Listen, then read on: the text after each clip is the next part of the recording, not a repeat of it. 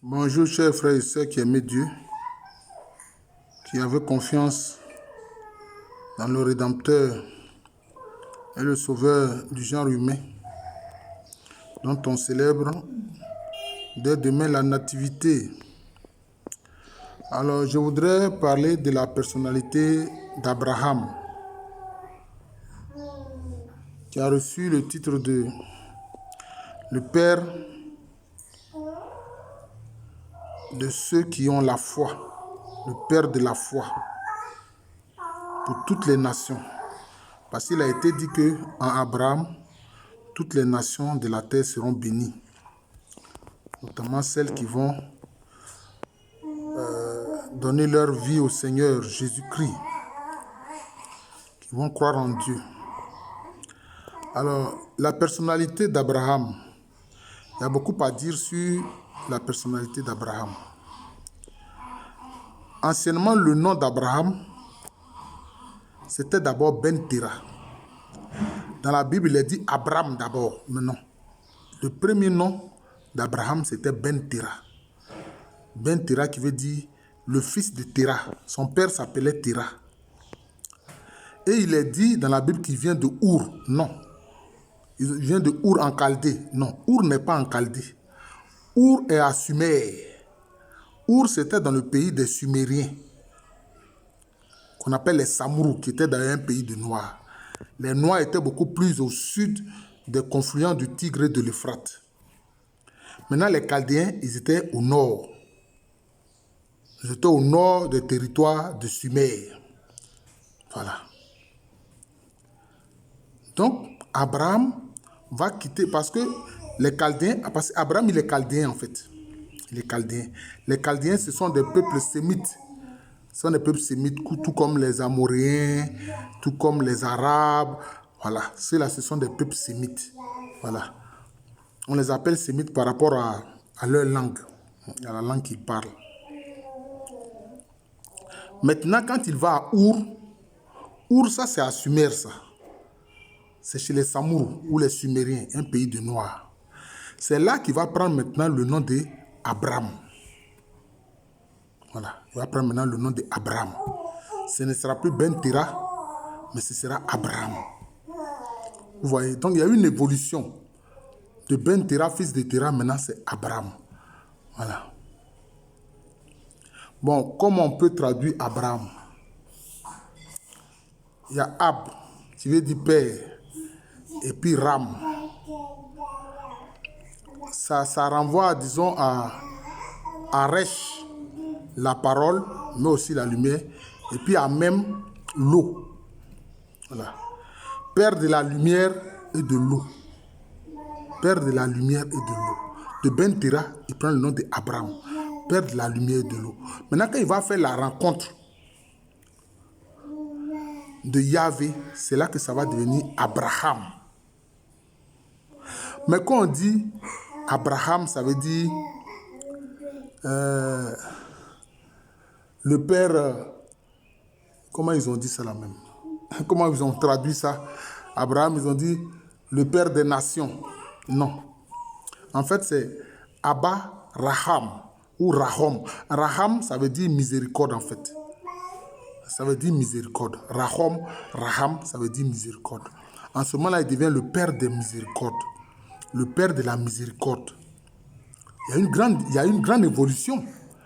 Ce n'est plus le père de la lumière et de l'eau, mais maintenant, c'est le père maintenant des miséricordes. La miséricorde envers tous ceux qu'il peut rencontrer. Là, maintenant, il est rempli de miséricorde. C'est pour ça que c'est après qu'il ait fait la rencontre de Yahvé Dieu. C'est après qu'il ait fait la rencontre de Yahvé Dieu. Et il a épousé qui? Il a épousé Saraï, c'est-à-dire sa propre sœur, parce que les deux étaient de même père, mais pas de même mère. Les deux étaient de même père, mais pas de même mère. Ça, c'est un problème. Voilà un des problèmes d'Abraham. Il a épousé sa propre sœur, de même père. Parce qu'il faut dire qu'anciennement, le mariage, c'était pas une chose aisée. Ceux qui avaient les grands moyens, les seigneurs, ils s'offraient des harems de centaines de femmes. Et quelquefois, le commun des mortels avait du mal à trouver une femme pour épouser. Donc, il peut arriver alors qu'on se marie d'une façon consanguine dans la famille. Je crois que ça a été le cas d'Abraham. D'abord Ben Terah, Abraham et puis Abraham. Maintenant, qu'est-ce que Yahvé Dieu lui dit? Yahvé Dieu lui fait comprendre que c'est lui qui est le véritable Dieu. C'est lui qui est le véritable Dieu. Parce que les Chaldéens, ils avaient plusieurs divinités.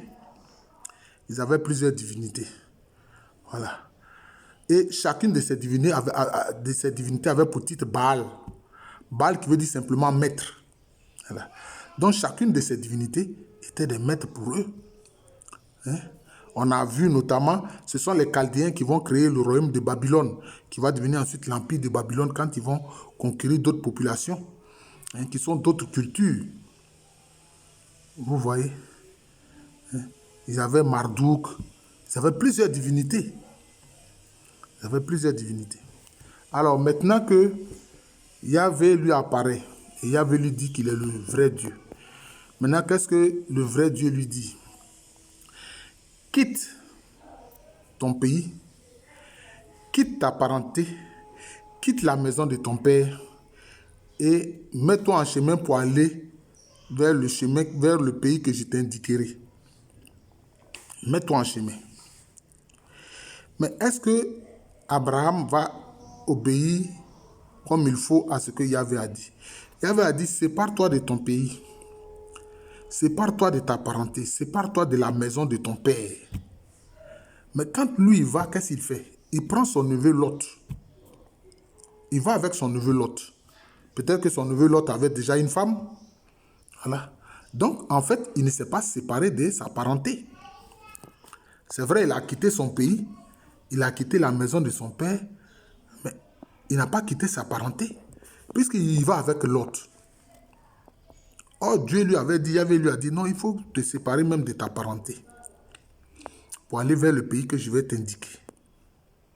Vous voyez. Donc, qu'est-ce qui se passe? Il va avec Lot. Et bon, lui, il va avoir un cheptel important. Lot aussi va avoir un cheptel important. Et ça va provoquer des palabres entre les bergers qui travaillaient pour Lot et les bergers qui travaillaient pour lui, Abraham. C'est ainsi qu'Abraham lui a dit, nous sommes des frères, mais en fait, il veut dire que nous sommes de la même parenté, sinon Lot est son neveu. Il dit, bon, regarde, si tu vas à droite, moi j'irai à gauche, si tu vas à gauche, moi j'irai à droite. C'est ce que Abraham a dit à Lot. Alors, Lot a regardé les plaines de Sodome, etc. Il a vu que ça, il y a de bonnes herbes là-bas pour les animaux. Donc, c'est vers cette zone-là il s'est dirigé. Et Abraham allait dans la zone opposée à Sodome et Gomorrhe. Donc, c'est ce qui s'est passé. Mais il se trouve que à Sodome et Gomorrhe, les gens, on dit que les gens étaient très méchants envers les étrangers, c'est vrai. Mais en fait aussi, c'était des gens qui, disons, bannissaient la solidarité. Ils ne veulent pas de solidarité. Ils ne veulent pas de l'entraide, ils ne veulent pas de la solidarité. C'est d'ailleurs pour ça qu'ils rejettent les étrangers. Voilà, c'est cela. C'est pour ça qu'ils rejetaient les étrangers. Ils ne veulent pas du partage. Ils étaient foncièrement contre le partage. Maintenant, au-delà de cela, il y avait la pratique de la sodomie. Vous voyez, il y avait la pratique de la sodomie. Voilà. Et c'était, disons, une zone où vraiment on commettait des péchés très graves et à la limite qui narguaient même le Dieu. Voilà, c'est des gens qui narguaient Dieu. C'est un peu ça. Ils narguaient Dieu. Et ils se moquaient bien de sa loi. C'est ce qui s'est passé. Et donc, Lot va être fait prisonnier parce qu'il va avoir une guerre, ce qu'on va appeler la guerre des rois. Lot va être fait otage. D'abord, il va sortir de Sodome dans les conditions que vous savez, où il est dit que des anges de justice sont venus appliquer la justice à Sodome et que, bon, la ville a subi, du soufre qui est tombé de là-haut, qui est tombé du ciel. Voilà. Et l'autre, lui, il a échappé à cela. Mais c'est sa femme qui, dit-on, est devenue une statue de sel. Voilà, une statue de sel. Parce qu'elle a voulu regarder en arrière. Voilà. On dit quand on met la main à la charrue, on ne regarde plus en arrière. Ça aussi, il faut comprendre ça. Quand on met la main à la charrue de Dieu pour faire son œuvre, là, on ne regarde plus en arrière. Parce que l'arrière, là, ça symbolise le péché, ça symbolise l'ancienne vie, ça symbolise la vie dans laquelle nous étions coupés de Dieu. Voilà. Donc, excusez-moi, c'est ainsi que l'autre sort de Sodome, mais il va être fait prisonnier dans cette guerre des rois, il va être fait otage. Et c'est là qu'Abraham va mobiliser ses hommes. C'est-à-dire qu'en fait, Abraham avait beaucoup de serviteurs. Il avait de nombreux bergers qui pouvaient combattre pour lui. Dit-on peut-être près de 70 personnes, ou même plus. Et c'est ainsi qu'il va aller combattre et qu'il va libérer son neveu Lot. Il va libérer son neveu Lot. C'est comme ça. D'ailleurs, son neveu Lot, sa descendance va former une autre tribu sémite. Va former une autre tribu sémite. Mais Abraham se plaignait de ce qu'il n'avait pas d'enfant avec sa femme Sarai, qui est aussi sa soeur, sa demi-soeur, comme j'ai dit. Et il va écouter les conseils de sa femme, qui lui dit, mais prends ma servante Hajara. Va avec ma servante Hajara. Mais bon, Hajara, c'est l'aïeul des Arabes. Hein. C'est pour ça qu'anciennement aussi, à l'époque, nous devons les appeler les Agarènes, c'est-à-dire les enfants d'Agar. Ce qu'ils ne veulent jamais reconnaître d'ailleurs. Ils ne veulent que se savoir descendant d'Ibrahim. Ils rejettent Agar, leur aïeul. Et c'est ainsi que Ismaël est né de cette relation que Abraham va avoir avec Agar ou Hajara. Et Ismaël, c'est l'ancêtre direct des Arabes. D'ailleurs, Agar était une Égyptienne, donc une femme noire. Voilà. Donc c'est un peu ça. Mais Abraham, n'ayant pas de descendant avec sa femme Sarai, disait, mais voilà, mon héritier, ce sera Éléazar de Damas. Mon héritier, ce sera Éléazar de Damas. On ne sait pas trop quels sont ses liens avec Éléazar de Damas. Est-ce que Éléazar était aussi peut-être un fils de son père? On ne sait pas. Hein? Mais Dieu lui disait, non. Tu auras une descendance de ton propre sang. Regarde les étoiles du ciel, compte-les si tu peux les compter. Regarde le sable sur la terre, les grains de sable, regarde, compte-les si tu peux les compter. C'est ça ta descendance, c'est comme ça que sera ta descendance, elle sera très nombreuse. Bon voilà, donc c'est un peu cela. Mais Abraham va croire ce que Dieu va dire. Voilà. Il va croire ce que Dieu va dire. Donc on sent une évolution dans la marche d'Abraham avec Yahvé Dieu. On sent une évolution. On sent une évolution. Et quand Dieu, sous la forme de 3 personnages, comme s'il s'agissait de 3 anges, voilà, vient lui dire, il les a reçus. Abraham avait cette réputation d'être quelqu'un d'être très hospitalier, alors que contrairement à Sodome lui est inhospitalier, Abraham lui était très hospitalier. Mais il demeurait un nomade, parce que c'était sous des tentes qu'il vivait.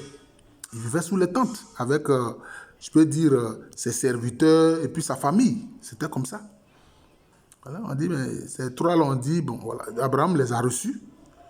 Et il a fait en sorte qu'ils reçoivent à manger, qu'ils se reposent sous le chêne de Mambré, notamment. Bon, donc ce chêne, c'est un gros arbre. Et puis là, ils ont eu je peux dire, de l'ombrage. Voilà. Alors qu'il faisait très chaud. Voilà. Et puis ces 3 personnes ont dit à Abraham, mais l'an prochain, à la même date, quand nous reviendrons, ta femme Sarah, et puis on va changer le nom de Sarai, ce sera Sarah, aura un enfant. Aura un enfant. Bon, il est dit que Sarai a ri en disant, mais moi-même je suis vieille, et puis voilà que mon homme encore, lui aussi il est vieux, est-ce que nous pourrons avoir un enfant? Bon, elle, semble-t-il, a un peu douté, mais quand les 3 personnages lui ont dit, mais pourquoi est-ce que tu doutes? Elle a dit, pourquoi tu ris? Elle a dit non, qu'elle n'a pas ri. Voilà, donc c'est un peu ça, la faiblesse des êtres humains. Même devant les promesses de Dieu, notre faiblesse. Voilà. Comme on a vu, Zacharie a été faible devant la promesse de Dieu concernant son fils Jean-Baptiste. Vous voyez, donc c'est un peu ça. C'est un peu ça. Et c'est ce qui va se passer. Sarah va avoir l'enfant Isaac. Isaac.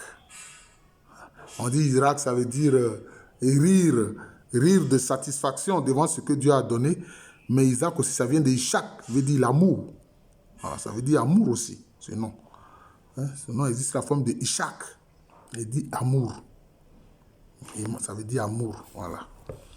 Et puis, quand Abraham va revenir de la guerre des rois, ben voilà, le Christ avant son incarnation, Melchizedek, roi de justice, Salem, roi de paix, le Christ avant son incarnation, donc le personnage de Melchizedek vient voir Abraham et lui fait une grande révélation.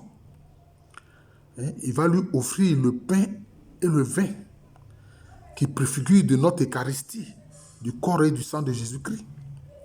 Et puis maintenant, il va révéler le nom de El Elyon à Abraham.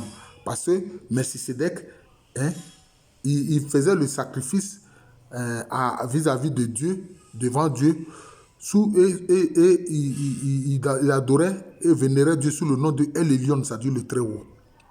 Alors que le nom ancien que Abraham connaissait, bon, c'était Seigneur Adonai, ou bien c'était El Shaddai. El Shaddai, ça veut dire même celui de la montagne. Ça renvoie à la montagne. Mais ça se traduit par Seigneur. Ça se traduit par Seigneur. Vous voyez. Maintenant, il a la révélation d'un autre nom de Dieu. Parce que le nom de Dieu, c'est important. Le nom de Dieu est important parce que chez ces peuples sémites-là, connaître le nom de quelqu'un, c'est important parce qu'on dit quand on appelle quelqu'un par son nom, il répond. C'est pour ça que vous avez vu Jacob, Israël, le personnage énigmatique avec lequel il s'est battu toute la nuit jusqu'au matin. Il lui demandait, mais quel est ton nom, quel est ton nom, quel est ton nom? Vous voyez, donc c'est un peu ça. Donc c'était le nom important. Le nom important. Quel est ton nom? Le nom important. Souvent les gens cherchent le plus grand nom de Dieu. Je vois dans certaines religions abrahamiques que les gens cherchent le plus grand nom de Dieu. Non, le plus grand nom de Dieu, c'est Jésus, c'est-à-dire Dieu qui sauve. Dieu qui sauve, c'est tout. Il te sauve de tout. De ton manque, de tous les manques que tu peux avoir. Manque matériel, manque spirituel, manque psychologique. Voilà, c'est ça, Jésus, Dieu qui sauve. Yoshua, Dieu qui sauve. Et donc, c'est ainsi que Abraham maintenant connaît le nom de Dieu, El Elyon, le Très-Haut. Il va donc adorer Dieu maintenant sous le nom de El Elyon. Voilà, donc c'est cela. Il abandonne El Shaddai, c'est le nom El Elyon sous lequel il adore Dieu. Maintenant, son enfant, Dieu le met à l'épreuve pour savoir si il est conscient que tout ce qu'il a eu, notamment cet enfant, issu de l'amour, si il aime plus cet enfant que lui, Yahvé, ou bien il aime plus Yahvé que cet enfant. Et s'il est conscient que Dieu est tout puissant pour ressusciter même les morts. Et donc c'est ce qui va se passer quand Dieu va le mettre à l'épreuve pour dire, bon, sacrifie ton fils, Isaac. Bon, les Juifs ont raison d'appeler ça, pas le sacrifice, mais la ligature. C'est-à-dire que Isaac a été lié, pieds et poings liés, mis sur la pierre, l'autel, mais il n'a pas été sacrifié. Donc, eux, ils ne parlent pas du sacrifice d'Isaac, mais ils parlent de la ligature d'Isaac. Et ils ont raison sur ce point, je suis d'accord avec eux. Il s'agit de la ligature d'Isaac. Puisque, finalement, l'enfant n'a pas été sacrifié. Dieu a dit à Abraham, je vois que vraiment, maintenant, je vois que vraiment tu as toute confiance en moi et que tu crois en ma toute puissance. Tu sais que même si ton fils avait été sacrifié, je l'aurais ressuscité et que j'ai tout pouvoir. Voilà. Donc, Abraham a pris conscience que Dieu a tous les pouvoirs. C'est ce que l'archange Gabriel a relevé à la Vierge Marie. Dieu peut tout. Rien n'est impossible à Dieu. C'est ce que l'archange Gabriel a dit à la Vierge Marie. Rien n'est impossible à Dieu. Et c'est ce que Abraham aussi a découvert. Et ça a été, je peux dire, le summum de sa foi. Voilà. Rien n'est impossible à Dieu. Croire que rien n'est impossible à Dieu. C'est à cet aboutissement-là que parvient Abraham. C'est ça. Il a vécu à Hébron. C'est là même que sa femme Sarah a été inhumée dans une des grottes. Bon, est-ce que lui-même c'est là-bas qu'il a été inhumé? Semble-t-il. Semble-t-il que c'est à Hébron il a été inhumé. Mais la localité d'Hébron existe toujours. Hein. La localité d'Hébron existe toujours. Arabes et Israéliens se font des palabres au sujet d'Hébron. Voilà. Donc je vous remercie. Je parlais de la personnalité d'Abraham. Comme il est dit, notre Père dans la foi. Voilà. Le Père de la foi. C'est ça. Celui en qui plusieurs nations sont bénies. Toutes les nations sont bénies. Voilà. Donc je vous remercie. Vous avez vu que le summum de la révélation pour Abraham, Dieu, rien n'est impossible à Dieu. Dieu a tous les pouvoirs. C'est tout. Et ça, il faut que nous comprenions ça. Dieu a tous les pouvoirs. Voilà. C'est ça. Il ne faut douter de rien concernant Dieu. Je vous remercie. Je suis le frère Jean de l'amour de Jésus. C'est mon nom spirituel. D'ores et déjà, je vous souhaite un joyeux Noël. Que l'incarnation du Rédempteur des hommes et du Sauveur des hommes soit une bénédiction pour tous ceux qui ont reçu Jésus comme Seigneur et Sauveur de leur vie.